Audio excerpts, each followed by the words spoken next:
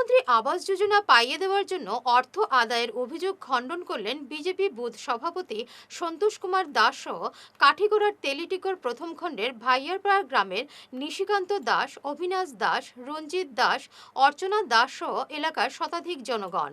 সংবাদ মাধ্যমে এ ব্যাপারে বিস্তারিত জানিয়েছেন বুথ সভাপতি সন্তোষ কুমার দাস সহ অন্যান্যরা। আমার উপরে যেটা অভিযোগ উঠছে সেটা এই কয়েকজন হইতে এইরকম অভিযোগ করে আমার দলে বন্দামি করতো, অথচ সামনে একটা ইলেকশনের লাগি টাকা করে। আপনার কাছে টাকা লইছিলেন? না, আমি তো কাছে টাকা লইছি না, তো আসুন তারাও জিগাইলে পাইবা। এটা প্রায় মুসলিমের 2-3 জনে এটা করছে, আর তো বাদ বাকি যারা আছে তারা সাথে এখানে আসেন, আপনারা জিগাইতে পারেন। কালকে যে ঘটনাটা হয়েছে এটা সব মিথ্যা।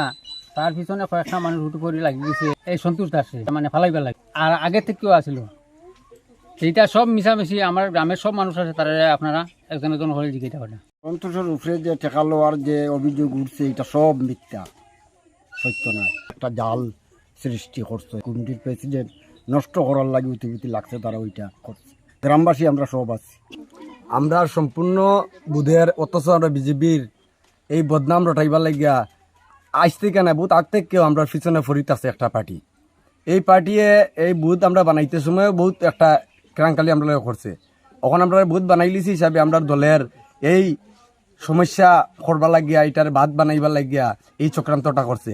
মিথ্যাবাদী তার পয়সা লওয়ার একটা আবদার তারা তুলিয়া ধরছে, এটা বেকার। নাম?